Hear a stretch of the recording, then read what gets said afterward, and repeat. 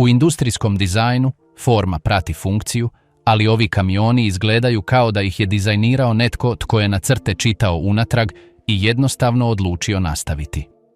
U današnje vrijeme ovi mehanički dragulji pokazuju nam da stvarnost nadmašuje bilo koji znanstveno-fantastični film. Danas ćete upoznati 9 divova koji su prkosili svakoj strukturnoj logici. Obavezno dođite do mjesta broj 1, jer je to tako čudan stroj da ćete trljati oči kako biste povjerovali da je stvarno postojao. Počnimo. Broj 9. Dodge Airflow Tanker, Sjedinjene Američke Države, kraj 30. godina. Zamislite američku cestu krajem 30. godina. Kamioni koji prometuju su visoke, kutijaste kutije s aerodinamikom staje i odjednom se pojavi ovo. Silueta koja izgleda isklesana vjetrom, s kabinom koja se stapa sa stražnjim spremnikom u neprekinutoj i elegantnoj liniji. Dodge Airflow Tanker nije bio samo kamion, bio je izjava namjere. U doba kada zračni tuneli gotovo da nisu postojali, a aerodinamika je bila koncept rezerviran za zrakoplove, netko u Dodgeu odlučio je da i kamioni cisterne mogu biti lijepi. Dizajn je tekao od naprijed prema nazad bez prekida. Kabina, blatobrani, ogroman spremnik, sve je izgledalo kao jedna cjelina oblikovana vjetrom. Nije bila samo estetika. Taj izduženi i stilizirani oblik značajno je smanjivao otpor zraka, poboljšavajući potrošnju goriva u trenutku kada je svaka kap bila važna. Osim toga, sam spremnik je ispunjavao strukturne funkcije, spuštajući težište i čineći čudovište mnogo stabilnijim od svojih četvrtastih konkurenata. Krajem 30. godina to je bila tehnologija s drugog planeta. Ljudi su stajali i gledali po pločnicima kao da prolazi svemirski brod. Ali san je kratko trajao. Drugi svjetski rat promijenio je prioritete industrije, ukusi su se razvijali, a ova čuda su doslovno radila do smrti. Većina je nestala, izrezana u komade za izradu drugih stvari, kao da je svijet odlučio zaboraviti da su kamioni ikada mogli biti lijepi. Danas vidjeti preživjeli Airflow Tanker osjeća se kao gledanje elegantnog dinosaura, stvorenja iz doba kada je industrija još uvijek dopuštala sebi sanjati. I zato otvara naš popis dostojanstvom onoga koji je bio ispred svog vremena. Broj 8. Citroen u 5 citirama, Francuska, 50. godine. Prošećite Parizom sredinom 50. godina. Grad se obnavlja, optimizam lebdi u zraku i odjednom vidite kako se približava nešto što izgleda kao stakleni mjehurić na kotačima. Nije optička iluzija, to je Citroen u 5 citirama. Turistički autobus dizajniran za jednu misiju, da posjetitelji imaju savršen pogled na grad bez prepreka.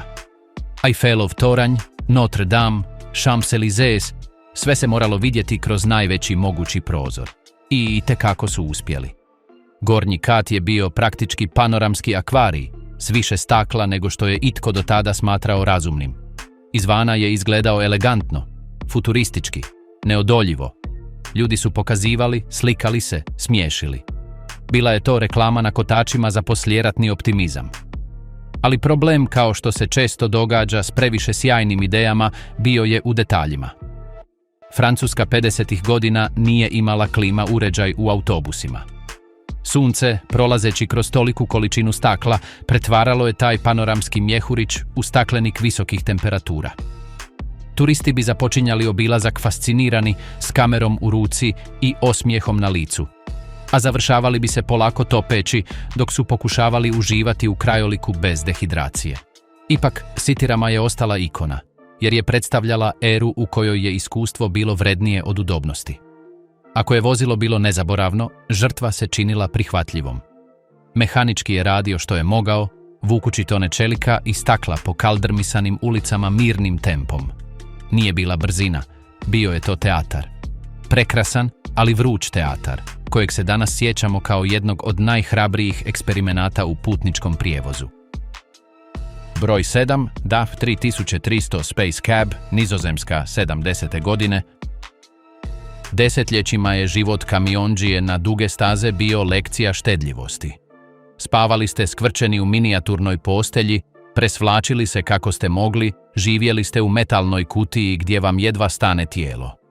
To je bio dio posla, nešto što se prihvaćalo bez propitkivanja. Sve dok 70. godina u Nizozemskoj netko nije odlučio da je to neprihvatljivo.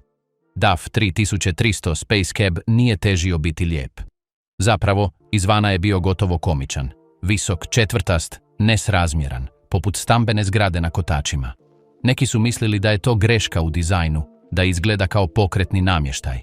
Ali iznutra bila je to tiha revolucija. Prvi put u povijesti teškog transporta, vozač je mogao stajati u svojoj kabini bez savijanja leđa. Bilo je pravog prostora za odmor, za spremanje stvari, za kretanje kao ljudsko biće. Kamion je prestao biti samo stroj i postao dom. I to je sve promijenilo.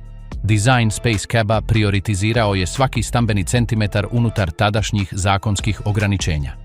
Nije bio glamur, nije bio luksuz, bio je dostojanstvo. Bilo je to shvaćanje da muškarci i žene koji prelaze cijele kontinente zaslužuju nešto bolje nego preživljavati između metala i buke. Ono što danas smatramo normalnim, te ogromne spavaće kabine koje opremaju moderne kamione, počelo je ovdje. U četvrtastoj i čudnoj kutiji koja je mnoge nasmijala, ali je zauvijek transformirala iskustvo transporta. Ponekad najradikalnija ideja nije najfuturističnija, već najljudskija.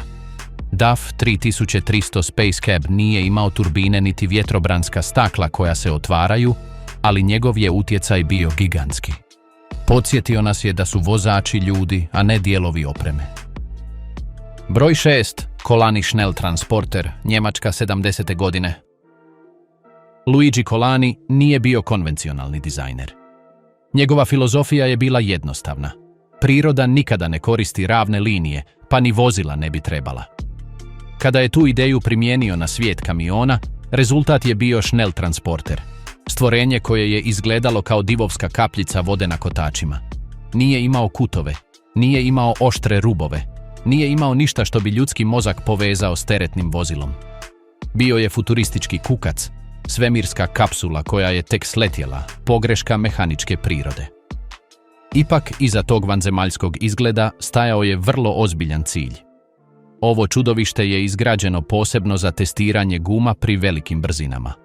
Njegov oblik, obsesivno dizajniran za probijanje kroz zrak, smanjivao je aerodinamički otpor do te mjere da je mogao postići brzine nezamislive za tradicionalni kamion. Dok su se druga vozila borila protiv vjetra, Schnelltransporter je jednostavno prolazio kroz njega kao da ne postoji. Učinkovitost nije dolazila iz motora, dolazila je iz oblika. Vozač je putovao u kabini tipa kupole, sličnijoj onoj u borbenom avionu, nego u teškom transportnom vozilu. Vidljivost je bila nevjerojatna, ali osjećaj je morao biti izuzetno čudan. Nije bilo poznatih referenci, ničega s čime bi se usporedilo. Zato je toliko impresionirao, jer je bio previše napredan, previše drugačiji, preteško ga je bilo pretvoriti u nešto komercijalno. Ostao je kao briljantan i apsolutno nezaboravan eksperiment, podsjetnik da inovacija ponekad ne traži prodaju, već samo želi pokazati da je to moguće. Schnelltransporter je pokazao da kamioni mogu biti nešto drugo, da ravne linije nisu obveza. I iako nikada nije ušao u serijsku proizvodnju, njegov se utjecaj osjeća u svakom vozilu koje se danas ponosi time što je aerodinamično. Broj 5. Studebaker Coupe Express, Sjedinjene Američke Države, 30. godine. 30. godina kamion je bio alat. Bujan, osnovni, bez ustupaka udobnosti ili estetici. I tada se pojavio Studebaker Coupe Express i potpuno razbio kalup. Sprijeda je izgledao kao luksuzni automobil, dostojan parkiranja ispred kazališta ili elegantnog restorana. Mekane linije, rafinirana prisutnost, kromirani detalji pažljivo izrađeni do milimetra. Ništa na toj rešetki, na tim farovima, na toj silueti nije vrištalo težak rad. Sve dok niste hodali unatrag i susreli se s teretnim prostorom. Kombinacija je bila toliko prirodna da je gotovo zbunjivala. Je li to bilo radno vozilo ili automobil za nedjeljne vožnje? Odgovor je bio oboje. I ta je dualnost bila ono što ga je učinilo tako posebnim. Iznutra, Coupe Express je nudio nezamislive udobnosti za tadašnji utilitarni svijet. Udobnija sjedala, bolja izolacija, nadzorna ploča koja je izgledala kao da je izvađena iz limuzine visoke klase. Vožnja nije bila žrtva, bila je užitak. A ispod haube imao je dovoljno snage za kretanje brže od većine transportnih vozila svog vremena, kombinirajući korisnost s performansama. Ali postojao je problem, bio je previše ispred svog vremena. Ideja vozača koji je htio raditi tijekom tjedna i pokazivati se vikendom još nije postojala kao tržište. Kupci kamiona tražili su alate, a ne objekte želje. Prodaja je bila niska i eksperiment je brzo završio, ostavljajući vrlo malo preživjelih primjeraka. To je samo povećalo njegovu legendu. Danas je Studebaker Coupe Express izuzetno rijedak dragulj. Divljen zbog toga kako je uspio spojiti dva svemira, a da ne izgleda kao čudan ili prisiljen izum. Jednostavno se uklapao, pokazujući da korisnost i ljepota mogu putovati zajedno. I zato zatvara ovo prvo poglavlje elegancijom gospodina koji je prljao ruke mašću, ne gubeći osmijeh. Do sada smo vidjeli fascinantne rijetkosti, strojeve koji su bili ispred svog vremena ili koji su iskustvo stavljali ispred zdravog razuma. Ali sljedeća 4 su na drugoj razini. To su oni koji su prekršili sva pravila fizike i logike. Oni koje danas gledamo i kažemo kako su ovo dopustili na javnoj cesti. A broj 1 nije samo čudan. To je vjerojatno najapsurdniji i najbriljantniji način ulaska u vozilo koji je ikada izumljen. Broj 4. Leyland Gas Turbine Truck, Ujedinjeno kraljevstvo, 60-70. godine. Zamislite ovu scenu. Nalazite se u svom automobilu, zaustavljeni na semaforu u Engleskoj 60. godina. Očekujete uobičajenu buku prometa, zveket dizelskih motora, žamor grada. I odjednom čujete zvižduk. Oštar, rastući zvuk koji ne pripada ulici. Zvuči kao avion koji se sprema poletjeti, ali ste usred autoceste. Okrećete glavu i vidite ga. Ogroman kamion, konvencionalne siluete, ali iz čije unutrašnjosti izlazi taj turbinski vrisak. Ne sanjate. To je Leyland Gas Turbine Truck i potpuno je stvaran. Tijekom 60. i 70. godina nekoliko proizvođača bilo je uvjereno da budućnost teškog transporta nije u klipovima, već u turbinama. U osnovi ideja je bila pokrenuti avionski motor i pričvrstiti ga na šasiju kamiona. Leyland, velika britanska nada, priključio se tom valu s uvjerenjem da stvaraju standard budućnosti. I na papiru ideja je zvučala sjajno. Turbinski motor ima mnogo manje pokretnih dijelova od konvencionalnog dizelskog, što je obećavalo izvanrednu pouzdanost i smanjeno održavanje. Vožnja je bila nevjerojatno glatka, bez vibracija karakterističnih za klipove. I osim toga, imao je detalj koji je izgledao magično. Mogao je prihvatiti praktički bilo koju vrstu goriva, od kerozina do benzina preko dizela. Na cesti, Leyland se osjećao moćno, moderno, gotovo svemirski. Mogao je bez napora održavati brzine na autocesti, s glatkoćom koju nijedan kamiondžija prije nije iskusio. Ali tada je došao neugodan dio jednadžbe. Toplina koju je ispuštala turbina nije šala. Govorimo o temperaturama koje su sposobne uništiti asfalt, spržiti svako vozilo koje bi se previše približilo. Na dugim ravnicama, s vjetrom u prsa, možda to nije bio problem. Ali u sporom prometu, u gradu, u prometnim gužvama, toplina se nakupljala, a potrošnja je skočila do zastrašujućih brojki. Ovi su strojevi voljeli juriti, mrzili su čekati. A u stvarnom svijetu, kamioni provode veći dio svog vremena čekajući. Kada je naftna kriza pogodila 70. godina, fantazija se ugasila. Motor koji je trošio kao avion kad je gorivo vrijedilo zlata nije imao budućnost. Projekt je tiho umro, a mlazni kamion je od neizbježne budućnosti postao gotovo zaboravljena zanimljivost. Ali na trenutak, nekoliko godina, činilo se da će ceste zvučati kao zračne luke. I svaki put kad netko upali jedan od rijetkih preživjelih prototipova, svijet se zaustavi da čuje taj nemogući zvižduk koji nas podsjeća da je budućnost mogla biti vrlo drugačija. Broj 3. Dodge Deora, Sjedinjene Američke Države, 1965. Sada putujemo u Sjedinjene Američke Države sredinom 60. godina, zlatno doba prilagođavanja i automobilskih eksperimenata. Zamislite da ste na natjecanju modificiranih vozila i vidite kako se približava nešto što nema objašnjenja. To je kamionet, ali nema vrata. Hodate okolo tražeći ručku, otvor, nešto i ništa ne nalazite. Mislite da je to maketa, trik, nešto što ne radi. Sve dok netko ne pritisne gumb i cijelo vjetrobransko staklo, ogromno prednje vjetrobransko staklo, polako se podiže kao otvor svemirskog broda. Da biste ušli unutra, morate se popeti preko haube, okrenuti tijelo i skliznuti na sjedalo dok vas svi prisutni gledaju. To nije diskretan ulazak. To je javni spektakl. Izjava da ovo vozilo ne slijedi ničija pravila. Takav je bio Dodge Deora, jedna od najpoznatijih kreacija legendarnog dizajnera Harrya Bentleya Bradleya. Da bi se postigla ta napredna kabina, taj čisti prednji dio bez bočnih vrata, kreatori su učinili nešto što se 60-ih godina činilo izravnom znanstvenom fantastikom. Gurnuli su motor unatrag, stvarajući centralnu konfiguraciju koja je prednji dio ostavljala potpuno slobodnim. Rezultat je bila silueta koja je izgledala kao nemoguća maketa, ostvaren dizajnerski san. I najnevjerojatnije je to što je funkcioniralo. Palio se, skretao, vozio kao i svako drugo vozilo.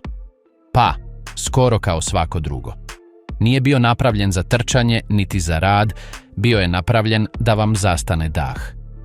I uspio je to tako dobro da je na kraju osvojio najprestižniju nagradu u svijetu prilagođavanja, Ridler Award, postavši trenutačna legenda. Problem je, naravno, bio očit. Nitko ne želi započeti svoj radni dan vježbajući umjetničku gimnastiku na haubi svog kamioneta. Za svakodnevnu upotrebu, za utovar i istovar, za stalno penjanje i spuštanje, taj pristup je bio noćna mora. Zato nikada nije ušao u proizvodnju. Ali utjecaj je bio vječan. Svaki put kad se Dodge Deora pojavi na izložbi, ljudi se smrznu pokušavajući shvatiti kako nešto tako nepraktično može biti tako savršeno. I Deora nas je nečemu temeljnom naučila. Ljepota ne mora biti praktična. Ponekad umjetnost postoji samo da bi joj se divili. Broj 2. Bedford Val, Ujedinjeno kraljevstvo, 60-ih godina. Ako postoji zemlja koja zna za čudne autobuse, to je Ujedinjeno kraljevstvo.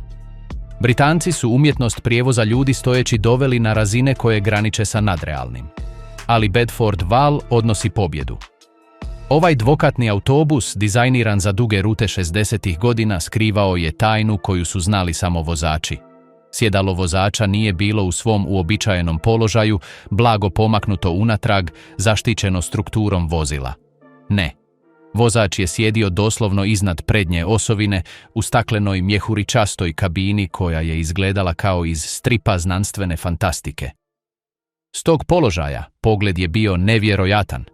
Dominirali ste cestom kao pilot aviona s asfaltom koji je klizio tik ispod vaših nogu. Ali osjećaj vožnje diva na 2 kata s nosom, tako blizu tla, morao je biti nevjerojatan, i to ne u dobrom smislu. Svaka rupa, svaka neravnina na kolniku prenosila se izravno na kralježnicu vozača. U zavojima masa autobusa se ljuljala gore, s putnicima na gornjem katu koji su se pomicali kao na brodu, dok je vozač osjećao svaki val umnožen zbog svog naprednog položaja. Nije to bilo vozilo za ljude slabog srca. Bedford Val bio je zamišljen za međugradske rute, gdje su brzina i kapacitet bili važniji od udobnosti vozača. I neko vrijeme ispunjavao je svoju funkciju. Ali vozači, ti anonimni heroji koji provode sate za volanom, počeli su se žaliti. Napredni položaj, nedostatak zaštite, stalno ljuljanje, sve je to doprinosilo umoru koji nijedna plaća nije mogla nadoknaditi. Malo po malo Val je povučen s najzahtjevnijih ruta, prebačen na sekundarne usluge, dok na kraju nije nestao. Danas rijetki preživjeli primjerci cijenjeni su od strane kolekcionara, ne zbog svoje praktičnosti, već zbog svoje rijetkosti. Jer Bedford Val predstavlja vrijeme kada su dizajneri isprobavali stvari ne znajući točno gdje je granica. A ponekad, kao u ovom slučaju, granica je bila mnogo bliže nego što su mislili. Broj 1. Dodge Deora zaslužuje ponavljanje zbog svoje apsurdne genijalnosti. Ne može biti drugi, nema rasprave. Kada pregledamo sva vozila s ovog popisa, kada razmislimo o razini rijetkosti, originalnosti, izazivanja zdravog razuma, jedno se izdiže iznad svih. Dodge Deora nije samo najčudniji, to je onaj koji najbolje predstavlja duh ovog popisa. Jer vozilo koje vas tjera da vježbate umjetničku gimnastiku na haubi kako biste sjeli je, po definiciji, najapsurdnije od svih. Nije bilo javnijeg, teatralnijeg, smiješnijeg i istovremeno genijalnijeg načina ulaska u vozilo. Svaki put kad bi se vlasnik htio popeti, priredio bi nenamjerni spektakl. Susjedi su virili, prolaznici su zastajkivali, svi su gledali kako se taj muškarac ili žena penje sprijeda, okreće tijelo i kliže na sjedalo s dostojanstvom koje je mogao skupiti. Ipak, unatoč tom nemogućem ulasku, unatoč tome koliko je bio nepraktičan za svakodnevni život, dizajn Deore bio je toliko savršen, toliko čist, toliko revolucionaran, da je osvojio sve nagrade koje su postojale u njegovo vrijeme. Ridler Award se ne dodjeljuje bilo čemu. Dodjeljuje se vozilima koja predstavljaju najbolje od prilagođene umjetnosti, koja pomiču granice mogućeg. A Deora ih je gurnula do pucanja. Njegova silueta, s tom naprednom kabinom i tako fluidno integriranim tovarnim prostorom, utjecala je na generacije dizajnera. Njegov se odjek može vidjeti u modernim kamionetima, u konceptualnim vozilima, u crtežima studenata dizajna koji čak ni ne znaju da kopiraju Deoru. Ali ono što Deoru čini doista posebnom, ono što ga kruni kao kralja apsurda, jest to što njegova rijetkost nije bila nesreća niti pogreška. Bila je to svjesna odluka. Netko je pogledao planove, vidio da nema bočnih vrata i rekao, da, naprijed, učinimo to tako. Netko je odlučio da je ulazak kroz vjetrobransko staklo prihvatljivo, čak i elegantno rješenje. Ta razina uvjerenja, ta vjera u radikalnu ideju, ono je što genije odvaja od običnih dizajnera. Dodge Deora je živi dokaz da apsurd, kada je dobro napravljen, postaje umjetnost. I zato, bez ikakve sumnje, zauzima broj 1 na ovom popisu. Jer svaki put kad ga netko pogleda, nasmiješi se. I svaki put kad se netko nasmiješi, Deora ispunjava svoju misiju, od kamiona s mlaznim motorom koji je toplinom pakla topio asfalt, preko kamioneta koji vas je tjerao da se penjete sprijeda kao cirkuski akrobat, do ovog britanskog autobusa s vozačem u staklenoj mjehuričastoj kabini koji je osjećao svaku rupu u kralježnici. Sva ta vozila imaju nešto zajedničko. Nitko im nije rekao, to se ne može učiniti. Bili su to kotačići eksperimenti, lude ideje koje se netko usudio izvući iz crtače ploče i staviti na kotače, iako su svi mislili da su ludi. Neki su propali spektakularno, drugi su promijenili industriju, a da to nitko tada nije primijetio, a nekoliko njih danas bi bilo nemoguće homologirati zbog sigurnosnih razloga koji nisu ni postojali kada su bili izgrađeni. Ali povijest automobila ne napreduje samo s razumnim i dosadnim dizajnom koji ponavlja već isprobane formule. Napreduje s inženjerima koji su se usudili pitati, a što ako to učinimo obrnuto? Sa sanjarima koji su pogledali problem i pronašli rješenje koje nitko drugi nije vidio jer je bilo skriveno iza konvencionalnog